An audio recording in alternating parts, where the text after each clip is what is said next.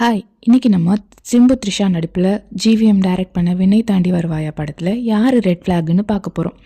Of course எல்லாரும் ஜெஸி தான்னு சொல்லுவாங்க. But Jessie is a green forest. Karthik தான் ரியல் ரெட் ஃப்ளாக். எப்படி ஜெஸி கார்த்திக்காக அவன் மேரேஜே ஸ்டாப் பண்ணான். அப்பா கிட்ட போய் சொல்லிட்டு தலைவருக்கு 1 வருஷம் டைம் கொடுத்தா. ஒரு மேரேஜ் ஸ்டாப் பண்ணால் ஒரு பொண்ணுக்கு எவ்வளோ ப்ரெஷர் இருந்திருக்கும் ஃப்ரெண்ட்ஸ் அண்ட் ஃபேமிலி சைடில். அப்போவும் அவள் அவனுக்காக நின்னான். பட் தலைவர் என்ன பண்ணார்? அவளோட அண்ணனை போட்டு அடிச்சுட்டு நான் ஒரு பாக்ஸர்னு பஞ்சு அவளோட அப்பாவை முறைச்சிக்கிட்டு நின்னார்.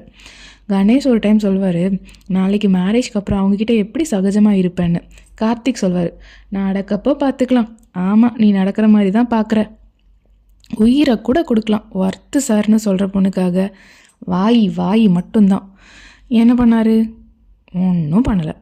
தலைவர் பேஷனை ஒரு 2 வருஷம் தள்ளி வச்சுட்டு ஒரு ஜாபுக்கு போய், ஏம்மா உனக்காகத்தான் இதெல்லாம் அப்படின்னு சொல்லியிருந்தா அவள் இவருக்காக வின்ன இல்லை எதை வேணாலும் தாண்டி வந்திருப்பா.